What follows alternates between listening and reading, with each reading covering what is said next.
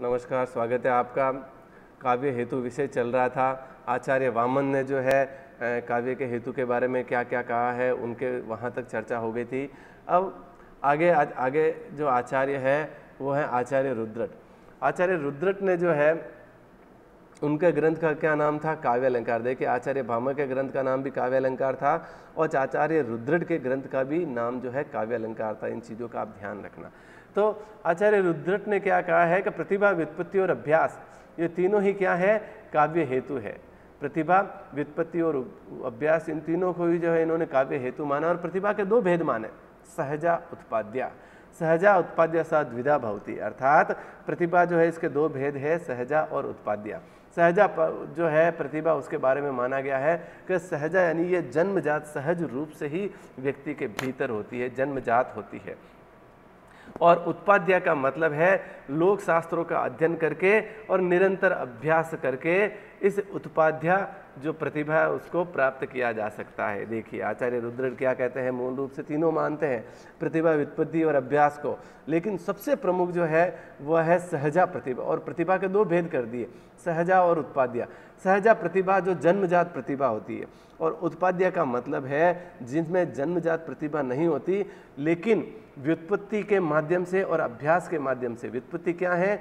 लोक व्यवहार का ज्ञान, शास्त्रों का अध्ययन आदि का ज्ञान प्राप्त करके और निरंतर अभ्यास प्राप्त करके उत्पाद्य प्रतिभा को प्राप्त किया जा सकता है।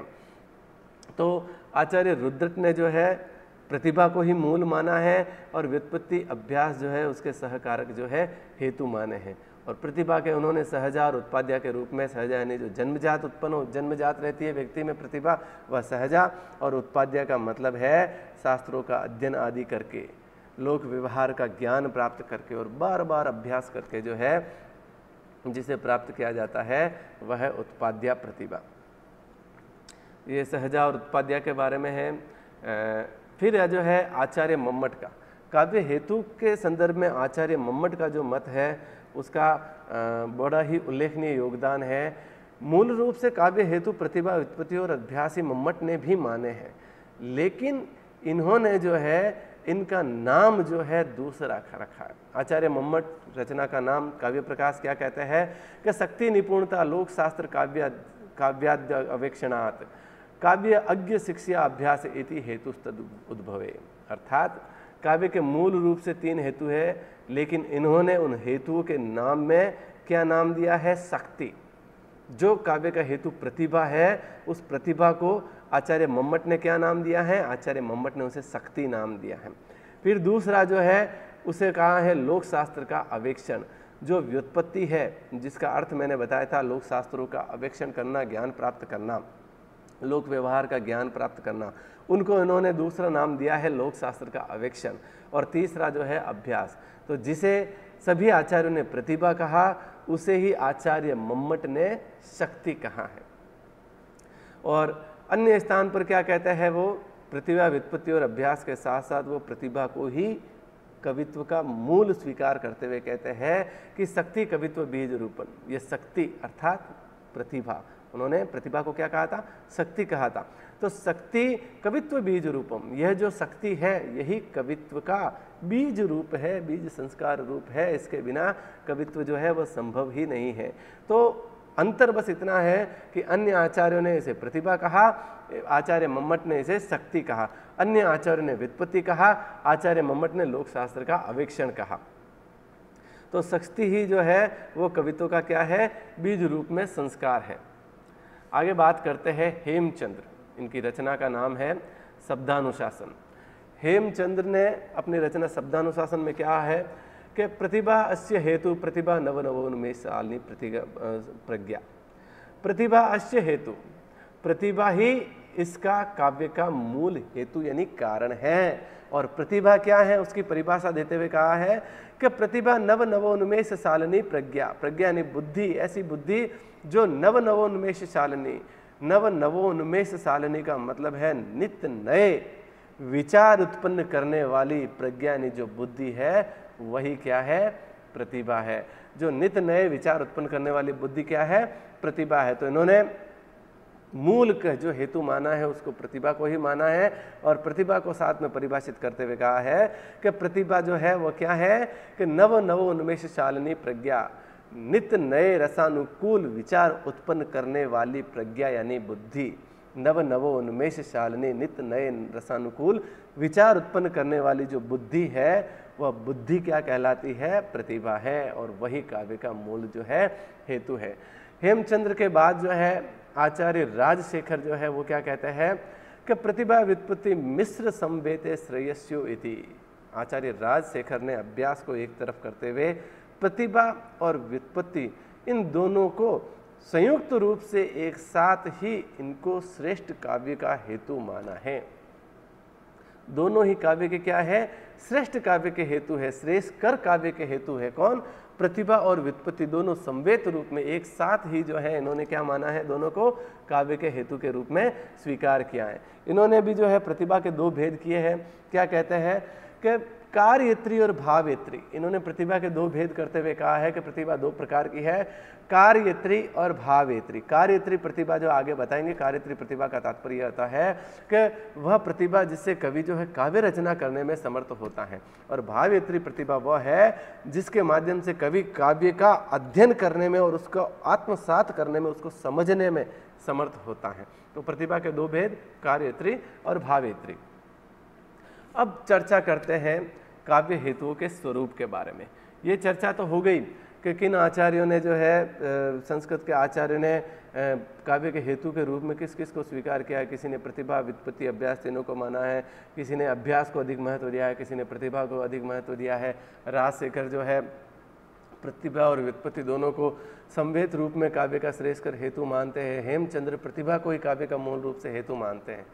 इस सभी ने मूल रूप से प्रतिभा, व्युत्पत्ति और अभ्यास तीनों को ही जो है काव्य का हेतु माना है, लेकिन इनके महत्व और तारतम्य में जो है कौन अधिक महत्वपूर्ण है और जो उनके तारतम्य है, किसका प्रभाव अधिक है, उसमें आचार्यों का मतभेद जरूर रहा है। लेकिन एक चीज और है, अधिकतर सभी आचार्यों ने प्रतिभा को ही मूल रूप से काव्य के हेतु के रूप में स्वीकार किया है, और प्रतिभा जन्मजात होती है।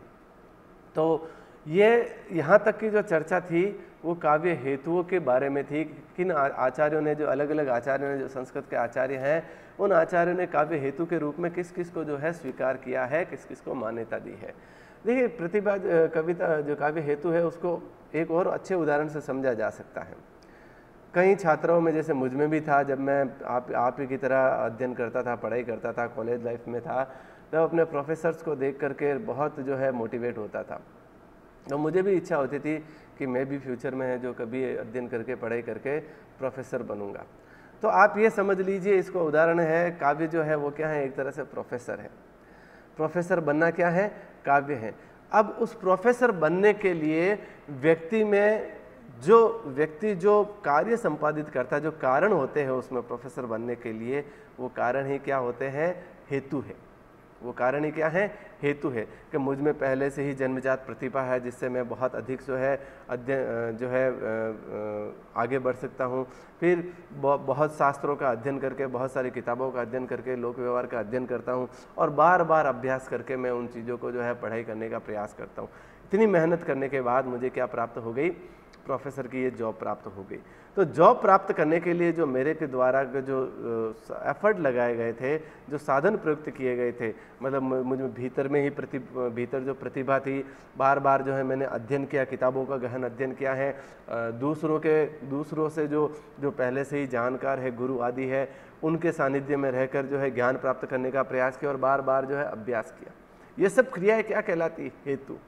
काव्य रचना में भी ये सारी की सारी चीजें क्या कहलाती है? हेतु कहलाती है। और प्रयोजन का तात्पर्य है काव्य रचना के उपरांत प्राप्त होने वाले लाभ। प्रोफेसर बन गया, प्रोफेसर बनने के बाद मुझे क्या क्या लाभ प्राप्त हो रहे हैं कि समाज में हाई स्टेटस मिलता है, सभी का आदर और सम्मान प्राप्त होता है, आर्थिक रूप से सुदृढ़ स्थिति होती है, मानसिक तनाव कम रहता है, मानसिक शांति प्राप्त होती है, और एक शिक्षक के रूप में जो है आत्मसंतुष्टि मिलती है। ये सब क्या है? प्रोफेसर बनने के बाद उपरांत प्राप्त होने वाले लाभ। ये सारे लाभ क्या कहलाएंगे? प्रयोजन।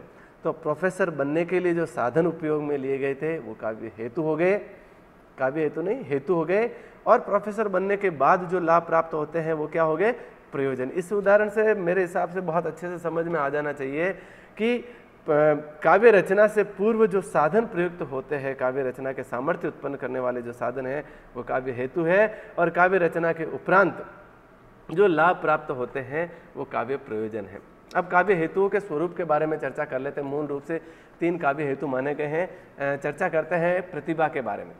प्रतिभा जो है वह शक्ति है जो किसी भी व्यक्ति को काव्य रचना करने में क्या बनाती है, समर्थ बनाती है। काव्य राजशेखर ने तो स्पष्ट कहा है कि सा शक्ति केवल काव्य हेतु, यह शक्ति ही जो प्रतिभा रूपी जो शक्ति है केवल यही जो है क्या है, काव्य के हेतु के रूप में स्वीकार की गई है। आचार्य भट्ट तिथि क्या कहते हैं, प्रतिभा उस प्रज्ञा का नाम है जो नित्य नवीन रसानुकूल विचार उत्पन्न करती है।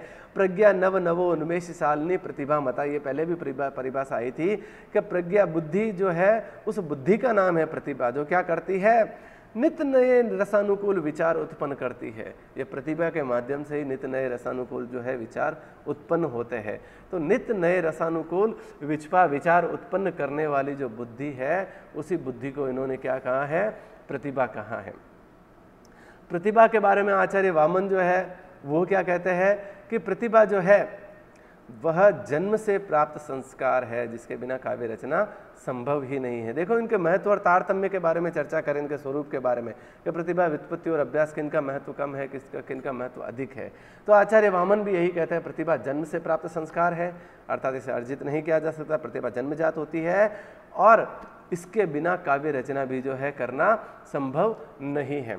आचार्य अभिनव गुप्त ने जो है प्रतिभा को परिभाषित करते हुए क्या है कि प्रतिभा अपूर्व वस्तु निर्माण क्षमा प्रज्ञा, अर्थात प्रतिभा बुद्धि का वह रूप है जिसमें अपूर्व वस्तु निर्माण, अपूर्व की सृष्टि करने की, अपूर्व का निर्माण करने की, अपूर्व मतलब जो पहले हुआ ही नहीं, ऐसा जो है अनोखा करने की जो क्षमता होती है उसे क्या कहा गया है, अपूर्व करने की, अनोखा करने की जो क्षमता है व्यक्ति में, वही बुद्धि की वह क्षमता जो है क्या कहलाती है, प्रतिभा। अर्थात प्रतिभा प्रज्ञा का वह रूप है जिसमें अपूर्व की सृष्टि करने की क्षमता हो। अपूर्व मतलब जिसमें अनोखा करने की जो है क्षमता हो, अनोखा निर्माण करने की क्षमता हो। अपूर्व यानी जो पहले नहीं हुआ हो, ऐसा निर्माण करने की क्षमता हो, वही प्रतिभा है। और कवि जो है इसी के बल पर ही काव्य रचना करने में क्या होता है, समर्थ होता है। आचार्य मम्मट ने जो मैंने बताई था कि इन्होंने क्या नाम दिया, इसको शक्ति नाम दिया और इसको कवित्व के बीज रूप में स्वीकार किया कि बीज के बिना पौधा जैसे प्रस्फुटित नहीं हो पाता, प्रतिभा रूपी बीज के बिना भी काव्य रूपी पौधा प्रस्फुटित जो है वह नहीं हो पाता। क्या कहता है कि शक्ति कवित्व बीज रूप संस्कार विशेष, अर्थात शक्ति यानी प्रतिभा कवित्व का बीज रूप संस्कार है जिसके बिना काव्य रचना सृजन जो है वो संभव ही नहीं है। तो शक्ति को इन्होंने क्या है, कविता का बीज रूप में, संस्कार रूप में जो है स्वीकार किया है। अब आचार्यों ने क्या क्या जो है प्रतिभा के बारे में बात कही है कि प्रतिभा पहले तो मूल रूप, सबसे मूल काव्य हेतु है। प्रतिभा क्या है, सबसे मूल काव्य हेतु है जिसके बिना काव्य रचना, काव्य सृजन संभव ही नहीं है। यह क्या है, ईश्वर प्रदत्त शक्ति है।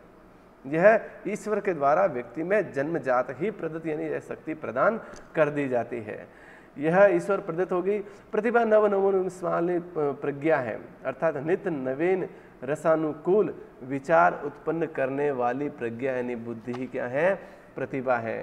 प्रतिभा के बल पर ही अपूर्व वस्तु निर्माण क्षमा प्रज्ञा, अर्थात अपूर्व शब्दों, अपूर्व भावों, अलंकारों, उक्ति, वैचित्र्य आदि का विधान किया जाता है प्रतिभा के माध्यम से। अपूर्व का मतलब जो पहले कभी हुआ ही नहीं, ऐसा जिसे हम कहते हैं कि जिसने खुद ने ही इसका जो है सृजन किया है, जिसका ये खुद का मौलिक है। वो मौलिकता कब आती है, जब कोई चीज़ पहले नहीं होती और वो उसका सृजन करता है, उसे मौलिकता कहते हैं। अपने द्वारा जो निर्माण किया जाता है उसे मौलिकता कहते हैं।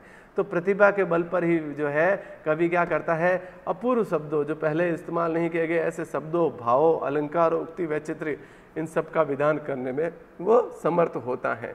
अगर प्रतिभा नहीं हो तो ये अपूर्व की जो निर्माण करने की जो क्षमता है यह भी जो है उत्पन्न नहीं हो पाती है। प्रतिभा जो है दो प्रकार की मानी गई है, कार्यत्री और भावयत्री। अभी मैंने पहले ही बताया था, कार्यत्री प्रतिभा वह होती है जिसके बल पर, जिसके माध्यम से कवि काव्य रचना करने में समर्थ होता है। कार्यत्री मतलब काव्य रचना करने में समर्थ होता है जिस प्रतिभा के बल पर, वह प्रतिभा कार्यत्री प्रतिभा कहलाती है। और दूसरी है भावयत्री। भावयत्री का सीधा सीधा संबंध पाठक से होता है। मैंने काव्य रचना कर दी जिसमें गूढ़ गूढ़ भाव और उक्ति वैचित्र का समावेश किया, लेकिन अगर आप में वो भावयत्री प्रतिभा नहीं है तो आप उसका अध्ययन करके, उसको आत्मसात करके उसको समझ नहीं पाएंगे।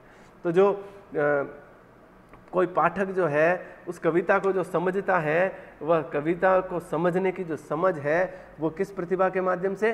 भावयत्री प्रतिभा के माध्यम से जो है वह उत्पन्न होती है। तो मूल रूप से कविता को जो प्रतिभा है उसको दो भेद माने हैं, कार्यत्री और भावयत्री। कार्यत्री का मतलब जिसके माध्यम से कवि काव्य रचना करने में समर्थ होता है, और भावयत्री मतलब जिसके माध्यम से पाठक जो है उस कविता को आत्मसात करने में जो है या समझने में समर्थ होता है। सभी आचार्यों ने प्रतिभा को ही मूल रूप से क्या माना है? काव्य के हेतु के रूप में स्वीकार किया है। डॉक्टर नगेंद्र क्या कहते हैं? डॉक्टर नगेंद्र ने क्या कहा है कि प्रतिभा की असाधारण कोटि की जो मेधा है उसको मानते हुए कहा है, प्रतिभा को क्या माना है कि असाधारण कोटि की मेधा, ऐसी मेधा यानी बुद्धि जो कैसी हो? असाधारण हो, जो प्रतिभा को नीरस और साधारण, क्योंकि प्रतिभा को जो है नीरस और साधारण क्या होते हैं? अच्छे नहीं लगते, उसे असाधारणता में ही खुलकर खेलना अच्छा लगता है। तो सीधे सीधे उन्होंने कहा है ऐसी बुद्धि जो कैसी हो? असाधारण हो। साधारण बुद्धि तो वो होती है जो हर व्यक्ति एक जैसे ही सोचता है, लेकिन असाधारण व्यक्ति, असाधारण बुद्धि वाला जो व्यक्ति होता है वह साधारण रूप में ना सोचकर कुछ अनोखा सोचता है। यही कारण है कि एक नगेंद्र जी कहते हैं प्रतिभा को नीरस और साधारण वातावरण अच्छे नहीं लगते, अर्थात उनको तो रसानुकूल और असाधारण वातावरण ही, कहने का सीधा सीधा तात्पर्य है कि प्रतिभा वो होती है जिसकी बुद्धि असाधारण होती है, जिसमें असाधारण भाव, असाधारण विचार, असाधारण कल्पनाएं जो समावेश होती है, और उनके माध्यम से वो काव्य रचना करने में प्रवृत्त होता है और काव्य रचना का सामर्थ्य उत्पन्न करता है। अब दूसरे काव्य हेतु के बारे में बात कर लेते हैं। दूसरा जो काव्य हेतु है वो है व्युत्पत्ति।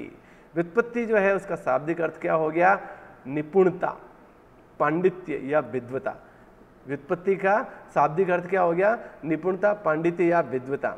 ज्ञान की उपलब्धि को व्युत्पत्ति कहा गया है। और ये ज्ञान की उपलब्धि कैसे होती है? ज्ञान की उपलब्धि यानी ज्ञान की प्राप्ति को क्या कहा गया? निपुणता। अब ये ज्ञान की प्राप्ति कैसे हो सकती है?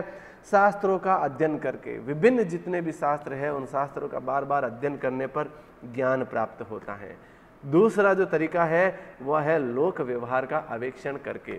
लोक व्यवहार का आवेक्षण का मतलब है हम आसपास के परिवेश का जो है आवेक्षण करते हैं, उसको देखते हैं, निरीक्षण करते हैं और उससे ज्ञान प्राप्त करते हैं। अब समझने वाली बात है कि साहब लोक व्यवहार का जो है अध्ययन कैसे किया जाएगा, आवेक्षण कैसे किया जाएगा? हम बाहर पेड़ पर देखते हैं, पेड़ पर पता चलता है कि इसके पत्ते हरे हैं, पतझड़ ऋतु आती है तो पतझड़ में जो है पत्ते पीले हो जाते हैं और नीचे गिर जाते हैं, पेड़ के ऊपर पक्षी घोंसला बनाते हैं। ये सब ज्ञान हो रहा है, ज्ञान का अर्जन हो रहा है। हम प्रकृति में आसपास में जो भी देखते हैं वो ज्ञान प्राप्त होता है, उसे ही क्या कहता है? व्युत्पत्ति कहा गया है। एक तो किताबों का अध्ययन करके, शास्त्रों का अध्ययन करके ही जो है ये ज्ञान प्राप्त किया जा सकता है, और दूसरा ज्ञान प्राप्त करने का क्या है तरीका? लोक व्यवहार का आवेक्षण करके, लोक व्यवहार को बार बार आवेक्षण यानी निरीक्षण करके देख के ज्ञान प्राप्त करना। ये जो है दोनों प्रकार का ज्ञान जो है यह व्युत्पत्ति के अंतर्गत आता है। विद्वान क्या कहता है कि साहित्य के गहन चिंतन मनन से कवि की उक्ति में सौंदर्य का समावेश हो जाता है, उसकी रचना सुव्यवस्थित हो जाती है। मतलब शास्त्रों का गहन चिंतन, साहित्य का चिंतन करना, शास्त्रों का चिंतन करना, उनका अध्ययन मनन करना, उसके माध्यम से क्या है? उसकी रचना क्या हो जाती है? सुव्यवस्थित हो जाती है। रुद्रट क्या कहते हैं? आचार्य रुद्रट व्युत्पत्ति के बारे में कि छंद का ज्ञान, व्याकरण का ज्ञान, कला का ज्ञान, पद और पदार्थ का, इन सभी का सम्यक और उचित ज्ञान जो है, उचित अनुचित ज्ञान जो है, यही अपने आप में क्या है? व्युत्पत्ति है। मतलब छंद शास्त्र, व्याकरण का ज्ञान, कला का, अब आपको छंद का ज्ञान नहीं है तो आप काव्य रचना करने में समर्थ नहीं हो सकते। अब तो आधुनिक युग में जो है मुक्त छंद की कविता हो गई है। व्याकरण का ज्ञान नहीं होगा तो आप अशुद्धियाँ करोगे, कला का ज्ञान नहीं होगा, पद पदार्थ का ज्ञान नहीं होगा, शास्त्रों का ज्ञान नहीं होगा, इस सृष्टि का जो सामान्य ज्ञान है उसका ज्ञान नहीं होगा, तो आप काव्य रचना करने में समर्थ नहीं हो पाओगे। उसमें बार बार अशुद्धियाँ करोगे, उसमें बार बार त्रुटि आएगी। यही कारण है कि दूसरा जो काव्य का हेतु माना है उसे व्युत्पत्ति माना है। आचार्य मम्मट जो है उन्होंने व्युत्पत्ति को एक नया नाम दिया है, निपुणता। ये निपुणता किससे आती है? वही है व्युत्पत्ति जिसको मैंने बताया था, उन्होंने निपुणता नाम दे दिया। ये निपुणता कहाँ से आएगी? चराचर जगत के निरीक्षण से, अर्थात जो लोक है, लोक व्यवहार का आवेक्षण करके, मतलब आसपास का जो लोक है, चराचर जगत है, उसका निरीक्षण करने पर हमें ज्ञान प्राप्त होता है। निरीक्षण कैसे किया जाता है? अभी मैंने बताया, पेड़ जो है कैसे जो है पतझड़ आती है तो पत्ते पीले पड़ते हैं।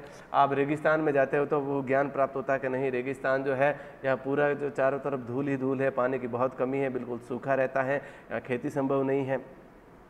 पहाड़ है तो पहाड़ों पर पथरीली भूमि है, वहाँ पर खेती संभव नहीं है, पहाड़ों पर बहुत सारे पेड़ होते हैं, पहाड़ों से ही जो है वो वर्षा के मेघ जो है वो रुकते हैं, वो वृष्टि करते हैं। ये सब ज्ञान कहाँ से होगा? ये जगत के निरीक्षण से होगा। तो जो दूसरे जो काव्य हेतु है व्युत्पत्ति, उसको मैंने दो बताया था, दो तरीकों से व्युत्पत्ति है। एक तो शास्त्रों का अध्ययन करके ज्ञान प्राप्त किया जाता है, और एक है लोक व्यवहार चराचर जगत का निरीक्षण करके। उसी व्युत्पत्ति को आचार्य मम्मट ने क्या नाम दिया? निपुणता। निपुणता यानी वो ज्ञान प्राप्ति की निपुणता कैसे प्राप्त होती है? पहला है चराचर जगत के निरीक्षण के माध्यम से, और दूसरा काव्य आदि के अध्ययन के माध्यम से। वही चीज है, नाम परिवर्तित करके इन्होंने क्या दे दिया है? निपुणता। बाकी है यही क्या है? व्युत्पत्ति है। व्युत्पत्ति यानी ज्ञान प्राप्त करके। ज्ञान प्राप्त दो माध्यम से बताया मैंने, कौन सा? शास्त्रों का अध्ययन करके, किताबों का अध्ययन करके, काव्य आदि का अध्ययन करके, और दूसरा चराचर जगत का, लोक व्यवहार का। लोक व्यवहार कैसे करते हैं, ये आसपास का चराचर जगत है, इनका अध्ययन करके ज्ञान प्राप्त किया जा सकता है।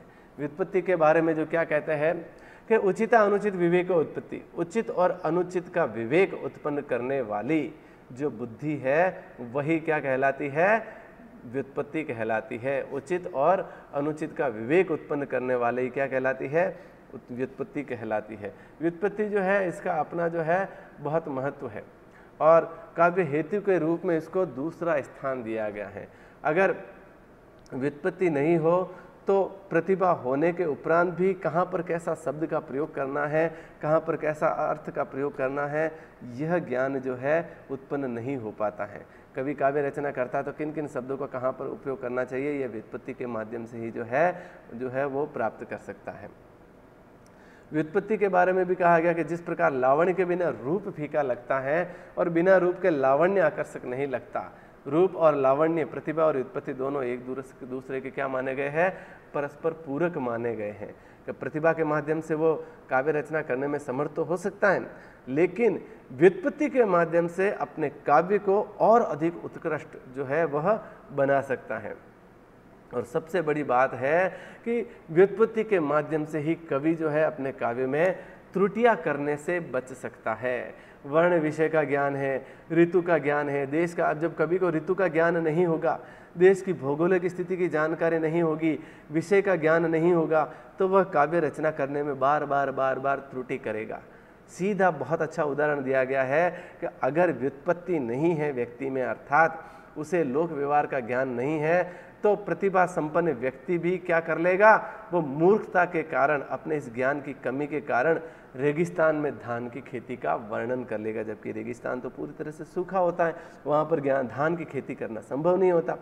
तो मूर्ख व्यक्ति जो है प्रतिभा संपन्न मूर्खता के कारण, ज्ञानता के कारण क्या कर सकता है? वह रेगिस्तान में धान की खेती करने की वह त्रुटि कर सकता है। इसीलिए शब्द, शिल्प, भाषा, इन सब की बहुज्ञता जो है वह व्युत्पत्ति के माध्यम से आती है, और व्युत्पत्ति जो है इसको दूसरा काव्य जो है प्रमुख हेतु के रूप में स्वीकार किया गया है। तीसरा जो काव्य हेतु है अभ्यास। काव्य निर्माण का जो है तीसरा क्या है? अभ्यास है। आचार्य भामन ने अभ्यास के बारे में क्या कहा है कि शब्दार्थ के स्वरूप का ज्ञान करके, शब्दार्थ के स्वरूप का ज्ञान यानी व्युत्पत्ति के माध्यम से प्रतिभा संपन्न व्यक्ति जो है निरंतर अभ्यास द्वारा उसको उसकी उपासना करनी चाहिए। शब्दार्थ का स्वरूप का ज्ञान करने के बाद क्या करना चाहिए? उसे सतत अभ्यास करना चाहिए, निरंतर अभ्यास करना चाहिए, जिससे उसका जो और अन्य कृतियों की रचना भी करनी चाहिए, जिससे उसकी रचना और अधिक क्या हो सके? सुगम हो सके। अभ्यास से ही कर्म सुकौशलम। क्या कहते हैं आचार्य भामो के? अभ्यास के माध्यम से ही कर्म सुकौशलम भावयति, अभ्यास के माध्यम से ही कवि कर्म में कुशलता प्राप्त की जा सकती है। बार बार जब हम अभ्यास करते हैं तो अभ्यास के माध्यम से हम क्या हो जाता है, उसमें कुशल हो जाते हैं। मम्मी खाना बनाना सिखाती है, मम्मी कहती है बेटा रोटी बनाओ। पहले प्रथम बार जब रोटी बनाते हैं मम्मी ने सब ज्ञान दे दिया है कि जो है रोटी इस प्रकार बनाते, ये बनाते, लेकिन फिर भी जब आप प्रथम बार प्रयास करते हो तो पहले तो जो है अफगानिस्तान का नक्शा बनता है, फिर भारत का नक्शा बनता है कि नहीं बनता। लेकिन बार बार जब आप अभ्यास करते हो तो एकदम गोल सुंदर सी रोटी बनती है। पहली बार जला देते हो लेकिन दूसरी बार अच्छी बनती है। ये किसके द्वारा है? ज्ञान प्राप्त होने के बाद भी आपको पता है कि रोटी ऐसे बनाई जाती है, ऐसे बेली जाती है, लेकिन अभ्यास करने पर जो है हम उसमें क्या है, निपुणता और कुशलता हासिल कर लेते हैं। इसीलिए कहा गया है अभ्यासो ही कर्म से कौशलम भावेति, अभ्यास के द्वारा ही कवि कर्म में जो है कुशलता प्राप्त की जा सकती है। आचार्य दंडी जो है उन्होंने तो अभ्यास को और भी अधिक महत्व दिया है। वो क्या कहते हैं कि अभ्यास प्रमुख काव्य का हेतु है। प्रतिभा और व्युत्पत्ति के अभाव में अभ्यास से काव्य रचना करने में कोई भी कुशल हो सकता है। अर्थात कोई भी व्यक्ति बार बार यदि अभ्यास करे तो वह काव्य रचना करने में कुशल हो सकता है। इसीलिए कहा गया है कि पढ़ाई करने में कई स्तर के जो छात्र होते हैं, लेकिन कई तो प्रतिभाशाली होते हैं, एक बार पढ़ने पर ही समझ में आ जाता है, कईयों को 2 बार पढ़ने में समझ में आता है, कई ऐसे रहते हैं जो समझ में नहीं आता तो क्या करते हैं, निरंतर अभ्यास करते हैं, बार बार पढ़ते हैं, बार अभ्यास करते हैं और उसको आत्मसात करते हैं। तो अभ्यास के द्वारा भी जो है कवि कर्म में क्या किया जा सकता है, कुशलता जो है प्राप्त की जा सकती है। आचार्य दंडी कहते हैं सरस्वती की साधना और शास्त्रों के श्रवण से कोई भी व्यक्ति सफल कवि बन सकता है। आवश्यक उसके लिए क्या है, निरंतर अभ्यास। आचार्य दंडी क्या है, अभ्यास को प्रमुख काव्य हेतु मानने वाले जो है आचार्य थे। तो प्रतिभा के अभाव में उन्होंने कहा है कि काव्य रचना संभव, मूल रूप से अब देखिए क्या है सारांश रूप में कि प्रतिभा के अभाव में काव्य रचना संभव नहीं है और कोरा अभ्यास भी किसी को कोई कवि नहीं बना सकता। कोरा अभ्यास जो है काव्य रचना करवा सकता है, लेकिन वह काव्य जो है वो उस काव्य की कोटि में समाहित नहीं हो सकता। इसलिए प्रतिभा प्रमुख है, लेकिन प्रतिभा संपन्न व्यक्ति भी यदि अभ्यास नहीं करे तो उसका काव्य जो है उतना उत्कृष्ट नहीं बन सकता।